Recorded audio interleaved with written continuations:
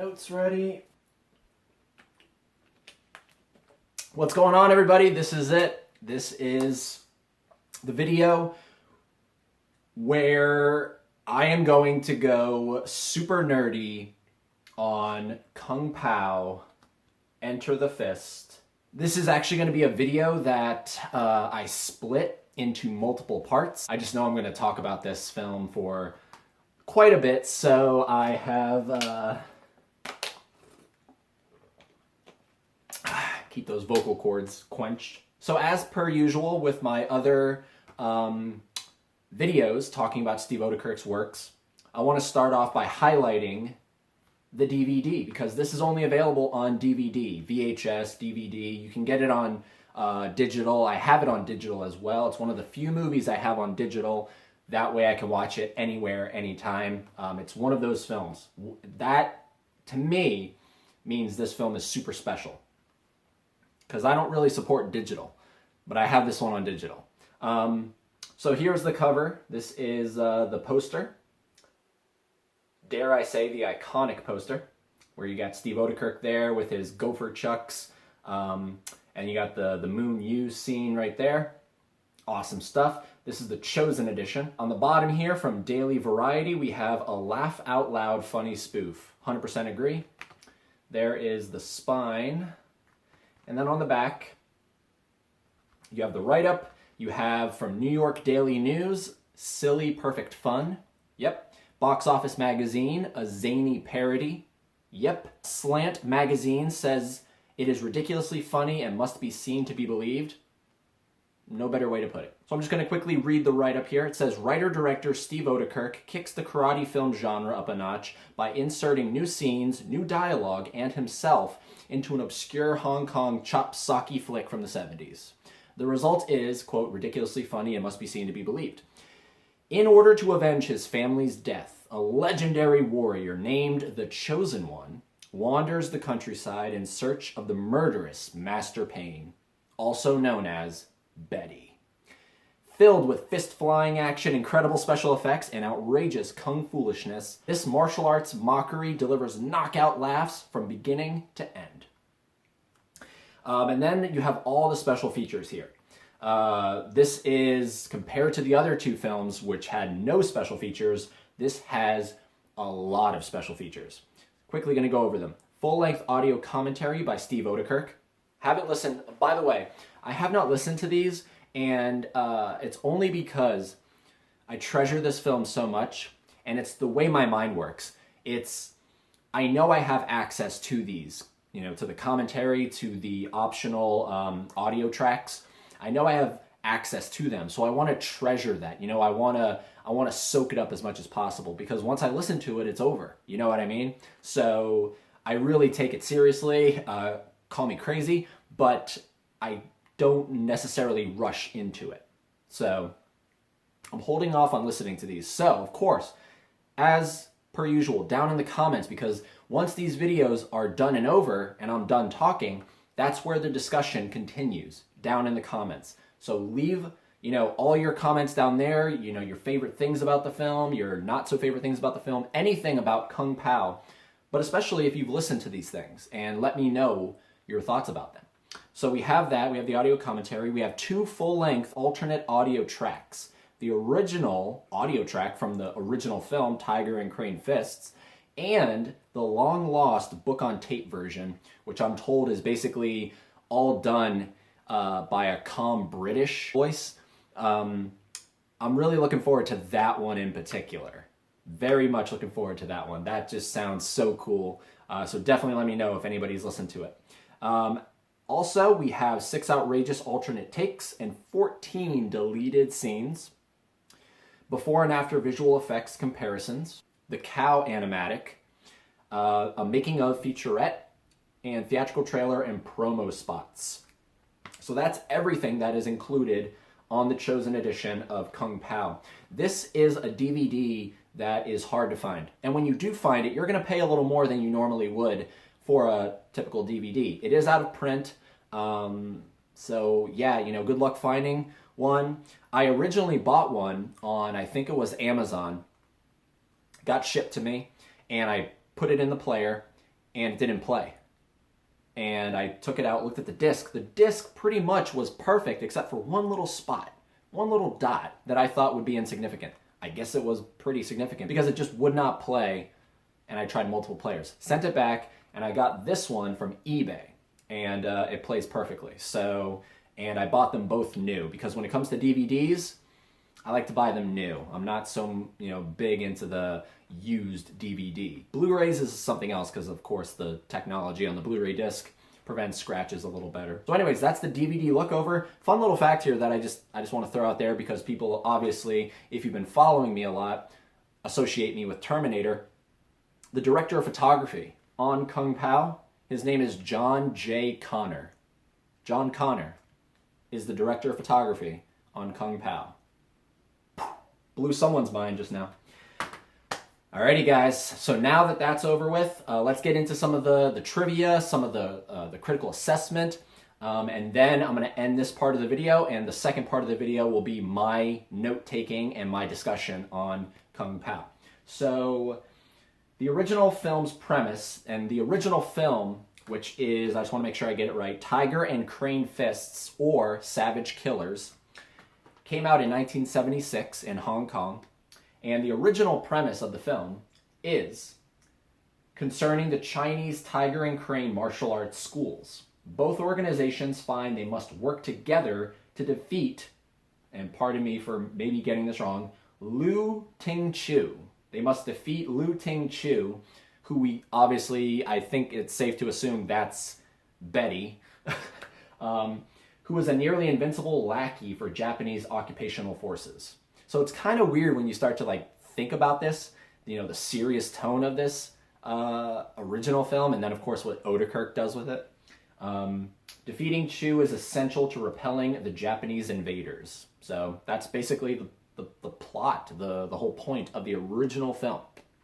Pretty cool. Next, we're going to get into some fun trivia here, something you might or might not have known. This was originally going to be an animated film. This film, Kung Pao, was going to be animated.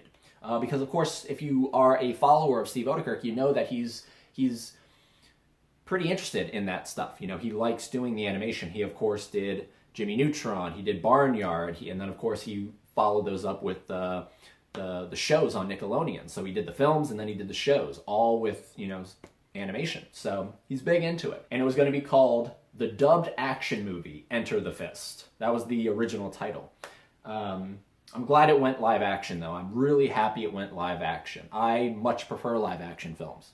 I don't know if I'm in a minority there, but animation, it's a little trickier to get me on board with it, just because it is animation. It's a lot easier to get me invested if it's a live action film. Just me. And it was going to spoof anime shows and movies with bad English dubs. So, pretty cool. I mean, either way, it would have been funny. But again, I'm just happy he went live action. Now, to create the effect of bad dubbing, Odenkirk wrote a script of nonsensical dialogue for the actors to say.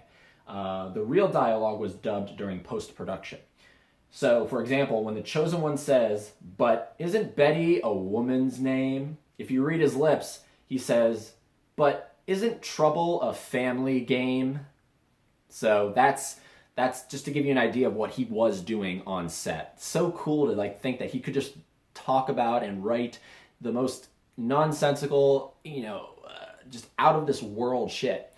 And it was just to create the effect of bad dubbing. So cool. I love it. And this one kind of blew my mind. So the original guy that he replaces himself with in the film, Jimmy Wang Yu. He's the guy that plays the Chosen One in the original film. The film came out in 1976. In 1981, Jimmy Wang Yu faced a murder charge in Taiwan, but the charge was dropped due to lack of evidence. That was crazy. Now, I'm not a fan of the guy, but it's just weird, because this obviously is associated with him, so I kind of think of Odenkirk and him as one and the same, because it's basically him inserted into the scenes and whatnot. So it's just weird, and it's a real life thing. The guy was faced with a murder charge. Someone accused him of murder. It's so weird. But anyways, that's the trivia. That's the stuff that I found interesting, that I thought you might find interesting. Now, going over to Rotten Tomatoes, this film is critically panned from the critics now. Based on 55 reviews on Rotten Tomatoes, it has a 13%. That's nuts. Again, Rotten Tomatoes, get more reviews. Come on. There are so many critics out there. You can't tell me that, because if you get more reviews, that score will go up. Again, that's my only issue with Rotten Tomatoes that I know of. The critical consensus reads, quote, "A short sketch's worth of jokes stretched into a full-length feature." So that's the consensus. I don't agree with it. Personally, I don't think that it's a short sketch that's stretched into a full-length. No. Not accurate at all. Now, the audience score, again, is a lot better. It's based on 79,033 reviews or ratings. It has a 69%. So, good stuff. It's fresh. And I agree with it. Now, I did take 2 reviews, like the other videos. The first one is from Urban Cinephile Critics. "The year may be young, but it's going to take something extraordinary to top this as the worst film of 2002. So the Urban Cinephile Critics called this the worst film of 2002. You know, it's really interesting. Just a little side thing here. My understanding and my appreciation for film obviously changes as I get older. And I'm looking back on when I was very critical of films, very critical. And from time to time, I will still do that. I'm guilty as charged. But I gotta say that I've given up, and that's why I don't do movie reviews. When I started this channel as Bigger Boat Movies, this channel, I was doing movie reviews. And not only did I stop doing it because it felt like everybody was reviewing films, and most people do, so it was hard to stick out, but my just understanding that this is an art, and it is so subjective, as all art is. It's so subjective, so who am I to try to persuade you to not watch a movie? It's one thing if if I'm trying to persuade you to watch a movie, that's great. But who am I to tell you to not watch a movie? You know what I mean? It's a tricky balance. It's a fine line you got to walk. And like I said, from time to time, I'm guilty as charged. If I truly believe a movie is awful, I'll tell you.